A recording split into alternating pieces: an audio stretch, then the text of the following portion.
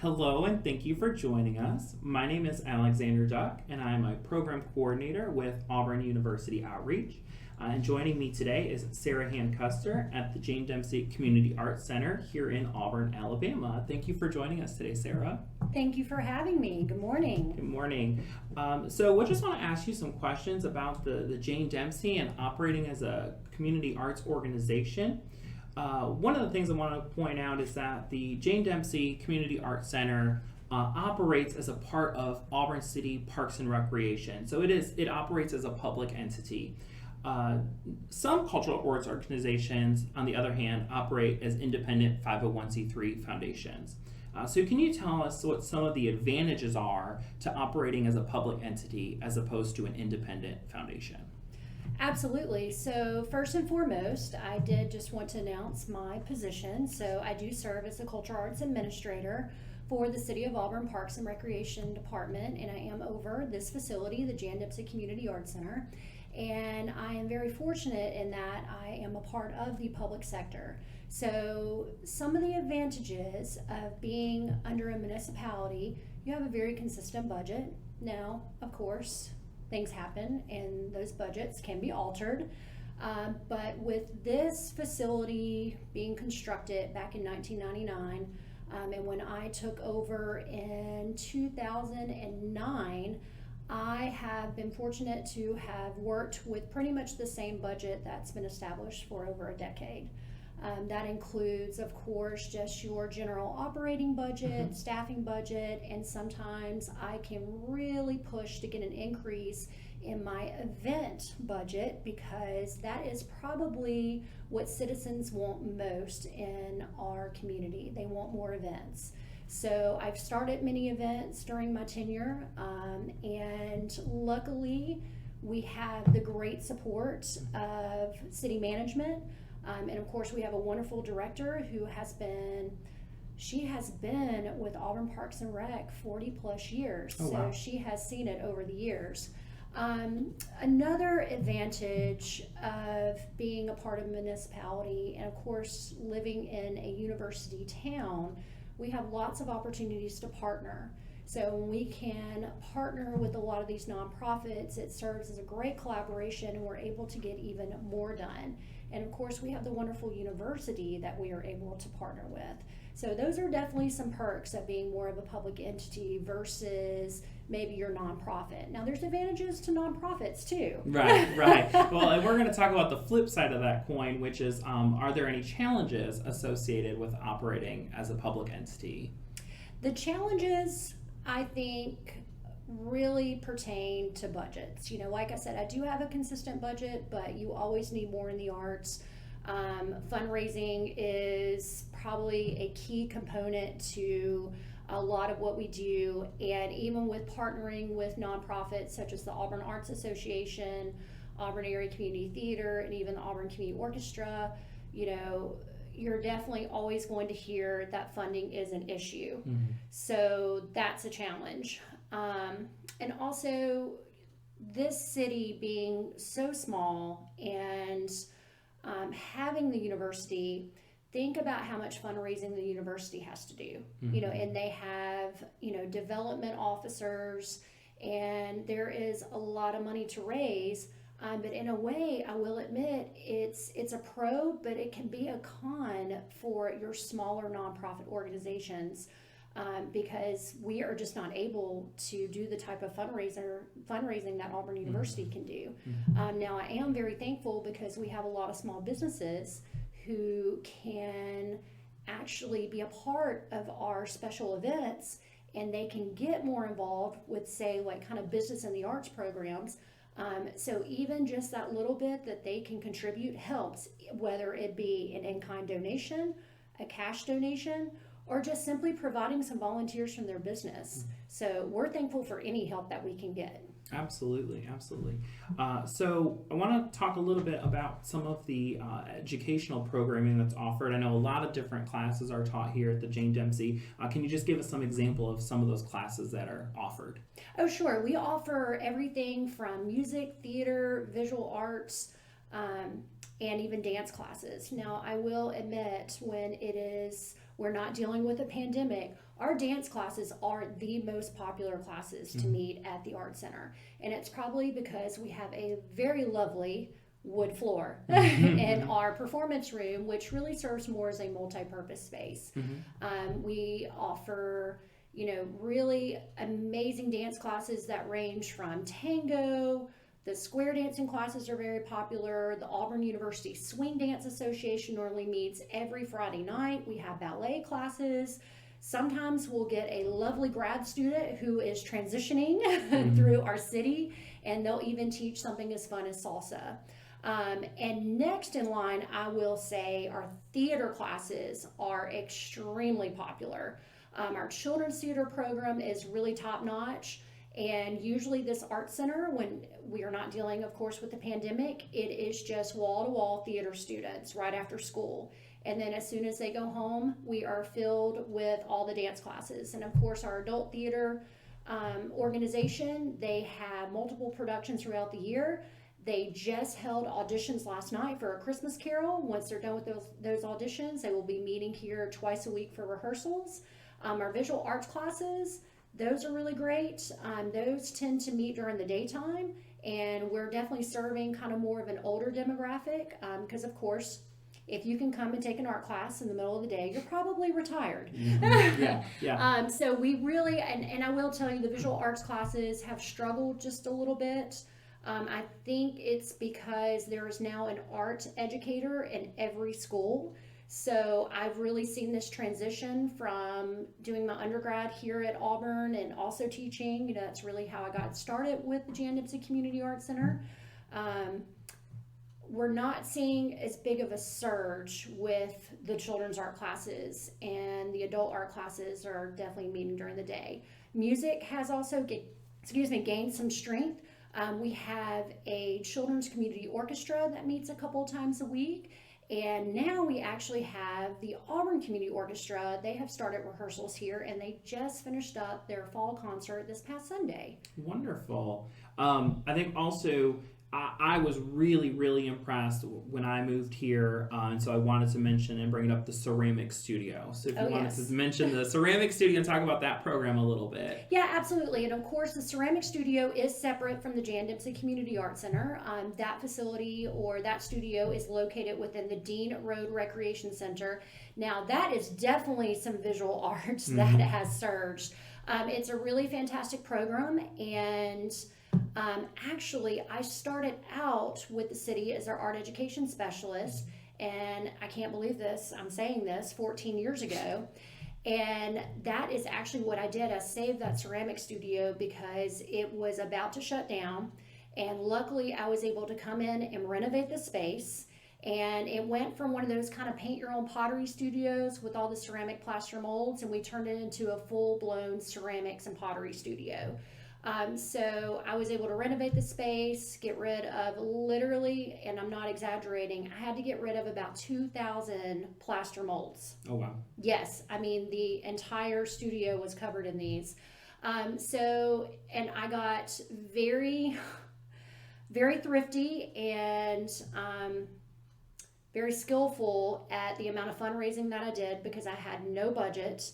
And I was able to purchase ceramic wheels, hand building tools, hand building supplies.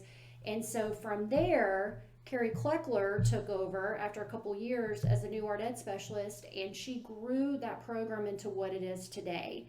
And all of the classes are always full. We have independent studio memberships, and that's when ceramicists just can come and go and work independently in our studio, of course with approval. You have to have some experience in order to work independently with ceramics. We hold workshops, we hold lectures, we do film series, and now we have a new art education specialist, Emily Dombrowski, and she's doing a really great job, and due to COVID, she's actually going to start offering some virtual classes. So, and of course, those are going to be hand building because you know, not everybody has a wheel at home. right. Or kiln. Yeah, or a kiln. So it really is a great program, and it's grown so much where part of our master plan, the Art Center is undergoing some renovations and an addition, and the addition is going to be a brand new ceramic studio. Oh, wow. So they are going to be moving over from Dean Road, and that is due to the growth. Mm-hmm. Wonderful. Well, I think that's just such a great success story. So I'm glad we could talk about that. Back on the topic of education classes, you mentioned that sometimes we'll have graduate students that are attending Auburn or coming through Auburn that come in and teach, or sometimes it's local people. But how are those instructors compensated for those classes that they teach? Yeah, well, actually, we have independent contracting that is arranged with all of our instructors.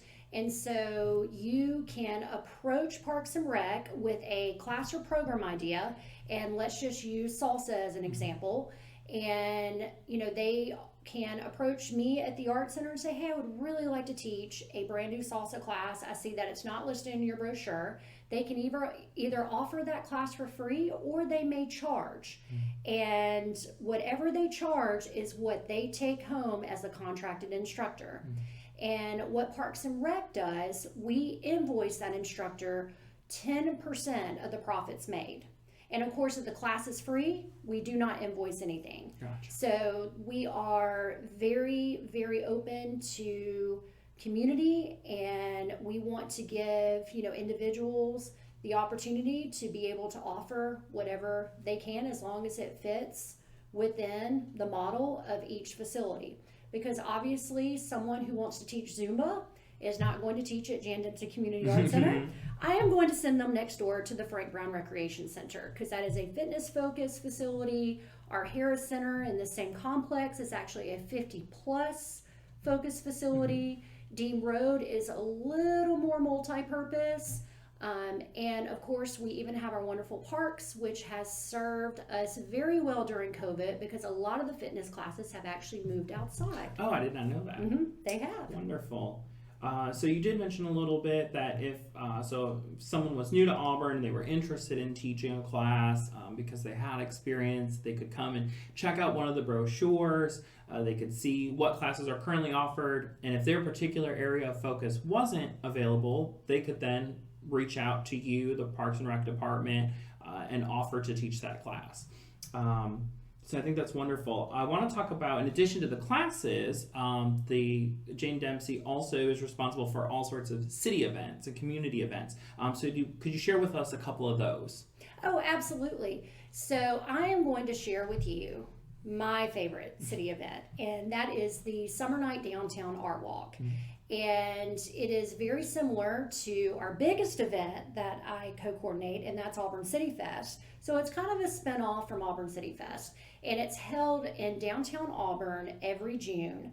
And we partner with the Auburn Arts Association, the Downtown Merchants Association, and the Caroline Marshall Drawn Center for the Arts and Humanities. And it is pretty much where we turn downtown Auburn into its very own arts district.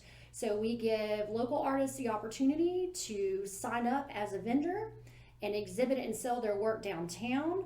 The downtown merchants get involved. They actually can host an artist out of their business or right in front of their business.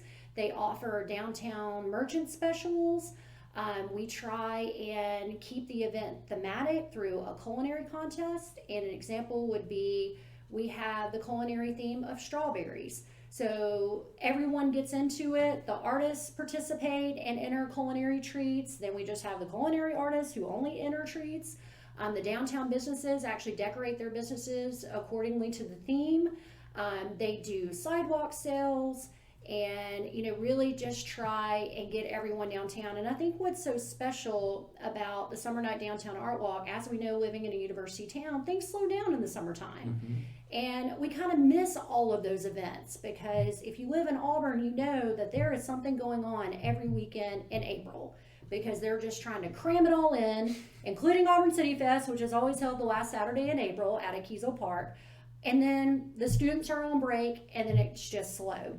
So I think it's just a nice revisiting of everybody in the community. There's some excitement there. We always have a band, right at Toomer's Corner. And when you plan one particular event year after year, you tend to add things. We added a parade. Now, granted, it's just a walking parade. I still have not convinced anyone to start bringing in the floats, but I'm hopeful.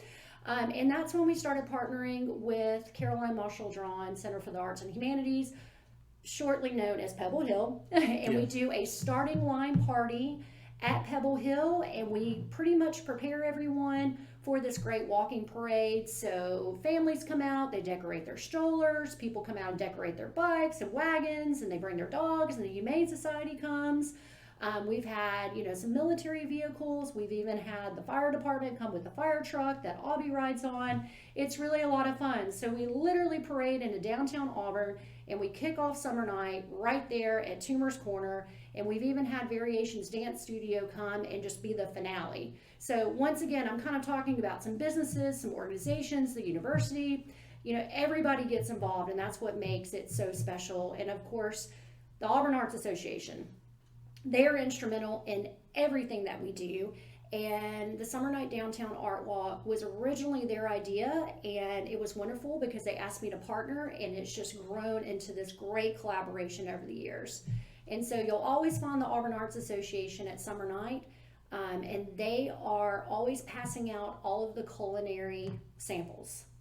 Yes, they are the ones, yes. Wonderful. So, we get all these entries in, and then we are able to give them away as samples the night of Summer Night. So, and of course, everybody always wants the winning, the winning sample. Everyone wants the first prize, right? The first place, yeah. So that is definitely one of my favorite events. And since I've already mentioned City Fest, I should go ahead and discuss that event too. I co-coordinate Auburn City Fest with our PR specialist, Ann Bergman. And City Fest is always held the last Saturday in April, and it's big. City Fest, we tend to have 10,000 plus citizens who come. Wonderful. And it takes us, we start planning City Fest pretty much in October, but we really get going strong with it in January. It is just Ann and I who co-coordinate it, but we are very dependent on our interns.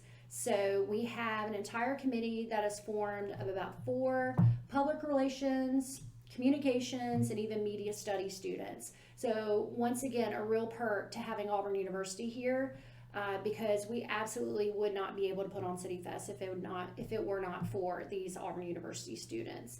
But yeah, City Fest pretty much covers everything from all of your fine arts, arts and crafts vendors. We have musical entertainment, we have children's activities, we have a nonprofit exhibit area, another event where we partner with the Auburn Arts Association, and they hold a juried art show held in conjunction with City Fest.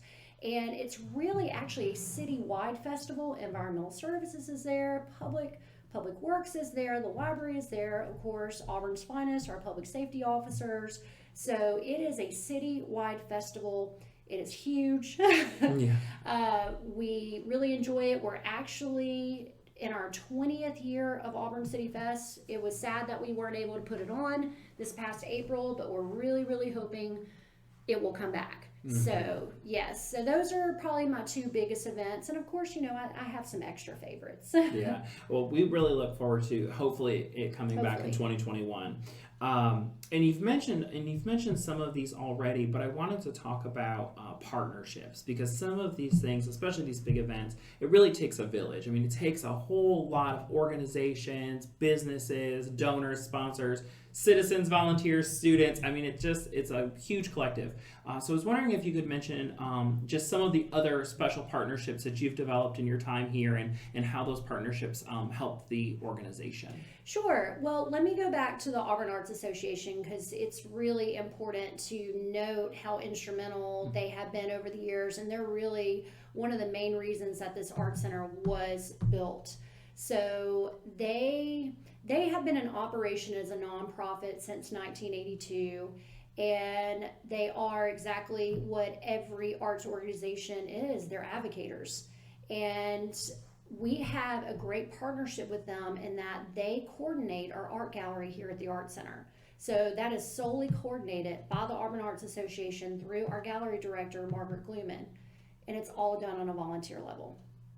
And so many people are always shocked to hear that, because Margaret Gluman works so hard. Mm-hmm. She curates and prepares every show.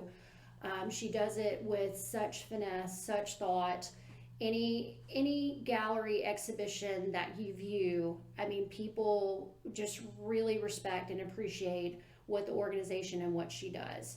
And of course, the Arts Association being a nonprofit, we like to help them fundraise. We are a collaborative segment, and I will say that they're pretty much instrumental in every single cultural event or program that I coordinate. Wow. Another organization that we partner with is the Auburn Community Orchestra.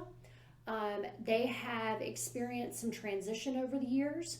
They were affiliated with Auburn University to a point where they were called the Auburn Community Orchestra Auburn Community / Auburn University Orchestra. Mm-hmm. And Howard Goldstein was the conductor for a number of years. He retired and moved out to California. We are still good friends. And the university, the music department decided, you know what, I think it's time for you guys to kind of become your own nonprofit, your own community organization, which I'll be honest, hurt us just a little bit, because you had so many university students who were actually getting college credits to be a part of this orchestra. So it really changed the dynamic, but that's okay. You know, you just have to you have to adapt. You have to reinvent yourself. And the wonderful thing is, you know, I had some meetings with the department head and just said, hey, let's stick, you know, with the civic engagement of everything we do with our cultural organizations and our community.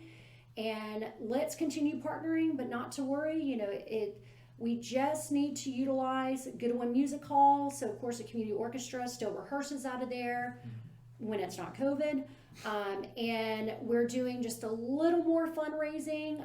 There is an allocated budget line for the community orchestra just to kind of help out with paying, you know, those musician fees and now some conductor fees. And we were able to recruit a new conductor, Nathan Cottrell, but then he ended up starting a PhD program on the East Coast. And we now have Dr. Richard Pryor, who lives in Decatur, Georgia, and he is an amazing individual. He is a Great Britain native. He has conducted orchestras all over the world. He taught at Emory, and he is actually the conductor of the LaGrange Symphony Orchestra. So he's kind of like you, Alex. He does so much. Yeah. And I have a feeling he has a hard time saying no to things. But we're very grateful to be under his leadership, and he has been with us for about a year. And that's when we were really able to kind of shift our focus to, you know, kind of more community orchestra concerts, everything from orchestra at the Oaks, where the orchestra played at Toomer's Corner last October, to having them perform at Auburn City Fest. We still have the traditional concerts that are held at Auburn United Methodist Church, excuse me. I want to call it AUMC. We were talking about our acronyms earlier. It's always kind of weird when you don't use an acronym. It's like, wait, what is that again? And I think what I've been most impressed with Auburn Community Orchestra is they're adapting with the times, because not everyone really wants to go to a performance hall. You know, we're trying to bring the orchestra out in the community where, you know, your typical person might not ever really experience it. So, and that could be City Fest. Think about how many people had never seen an orchestra that came to City Fest, because they probably came for the free inflatables. Mm-hmm. But that's what we're trying to do. So that's been a really great partnership. We just finished up with their fall concert out at Kiesel, and it's interesting because this is such a hardy group of musicians that could have just thrown up their hands and said, it's COVID, we're just not going to perform. They were supposed to perform at City Fest, then I postponed it to the Summer Night Downtown Art Walk, then I postponed the Art Walk to October. All of those got canceled. Then I moved it to Pebble Hill in hopes to have the concert on the lawn at Pebble Hill. You know, Auburn University had some pretty strict restrictions with COVID. And then I said, hey, please don't give up. Can we have it at Kiesel? Kiesel has an enormous amount of space. We can totally social distance. Let's do it.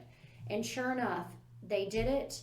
And they even had to shut down rehearsals for a couple weeks because someone did test positive. They did not give up. That concert, Alex, was incredible. And there were 200 people at that concert. And they were all able to socially distance. And I think for me, you know, because working in the arts, you really do have aesthetic experiences, and it can be very emotional. and you just think about, the demographic, the older generation who have really had to stay cooped up, to protect themselves. And I saw a man, and he was on his walker, and he was very much older, and it just impressed me so much because you could just tell. I mean, there were so many older people, and they just needed to get out, and they needed to experience this concert, and it was beautiful. I was very happy. Another partnership is our sound guy with Magnolia Records. He is in graduate school in Tennessee. He came all the way down from Tennessee just to work this concert and to help me mic it, because one thing about orchestras, they're tough in outdoor areas because the sound just kind of dissipates. Horns are okay. So I'll stop. I can just keep going on and on because I'm so proud of our orchestra. I mean, it was the perfect afternoon, Alex. It was beautiful weather, crisp weather. Again, so many people came out. Even the vulnerable came out. Everyone was so respectful. Everyone wore their mask, and it was just a moment of, we're going through such tough times, but look what the arts have done. They have brought together our community, and it was just really so perfect. So that's a great partnership. And of course, now I've got everybody asking me, when's the next concert? Yes. It's like, whoo, hold on. It's about to get cold. We don't want to go inside. That's, we're pretty grateful for what we're able to do in our parks. Another fantastic partnership and a total feather in my hat is the Auburn Area Community Theater. They have been in operation during my entire tenure, and they do so much. And once again, they are a fully volunteer organization. They have an excellent children's theater. They have an excellent adult theater. They offer tons of children's theater classes. They have really been adapting during COVID, everything from going online, to virtual productions, to even partnering with our Forest Ecology Reserve, which Forest Ecology Reserve is another partner with the city of Auburn. And, just everyone kind of learning how to use these outdoor spaces, which can be challenging because when it comes to theater and music, you have some tech issues. Yeah. And it's not easy working outdoors.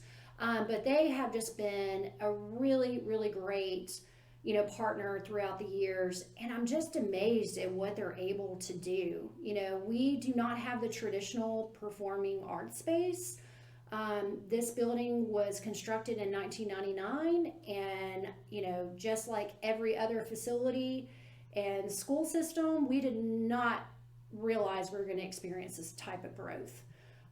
So the space is really a wood floor with a black curtain, a sound system, and some theater lights. They're great theater lights. I'm impressed with them. They've been going strong since 1999, but ACT literally transforms the space. Right. They build their sets, they are very innovative in how they create their sets. We have super old school risers that are heavy, they're a pain, but we work with them. So with all of the challenges that they are faced with, they provide amazing theater experiences. And that's something that I'm more into the visual arts, but just working with them, they've inspired me to go to more community theater productions, really check out what other cities are doing. Anytime I'm at a national conference, I'm always trying to see what is the community theater, community doing in their city. We have a good theater.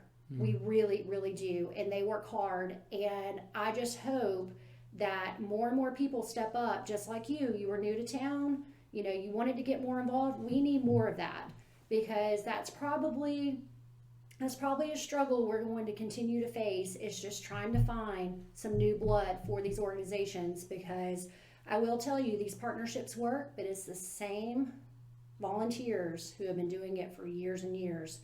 And I just hope that we can keep these organizations going.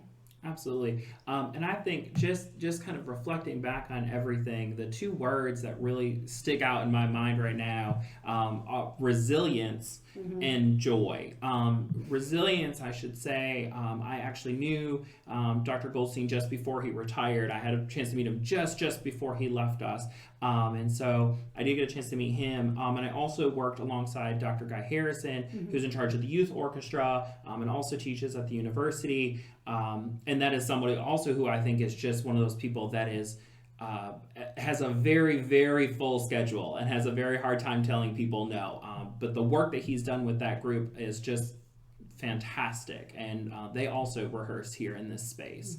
And then for joy, I mean, just thinking about talking about the outdoor concert at Kiesel Park, and allowing folks an opportunity, especially some of our senior citizens, an opportunity to get out of the house, to go outside and be around other people while still being responsible, while still being safe, and getting to enjoy that concert, I think to me is just really, really speaks to the importance of the kind of work that the Jane Dempsey and just cultural arts organizations in general do and provide for their community. So we're about out of time, but is there any other last thoughts that you want to leave us with today? Well, I did just want to note that it's really great being a part of the Parks and Recreation Department, because I am able to utilize the parks. And of course, with the holidays around the corner, many art sales have been canceled. And because Kiesel was so successful this past Sunday, guess where I'm holding my holiday art sale? Bingo. Kiesel Park, that's right. So we can socially distance them. And there is that joy, because now it's to the point where artists are seriously hurting. The aid has run out. There has not been, another relief package that's been agreed upon. So, once again, I think that we're all kind of at this point where we can just say, it's COVID. It's just too hard. We're just going to cancel it.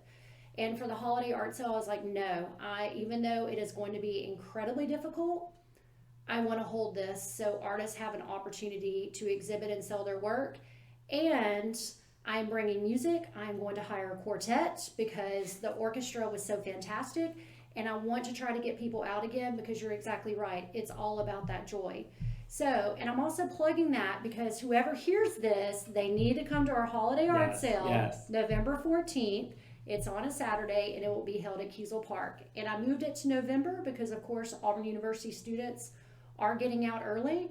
And I probably didn't note that earlier, but yeah, a lot of what we do is very dependent on the university schedule. So even though I love me some December, we're going to see how a holiday art sale goes in November. I guess it'll be warmer because it's outside. Yes, I think it will be fantastic, and I personally look forward to attending. So that was November 14th. You said it was at Kiesel Park here in Auburn.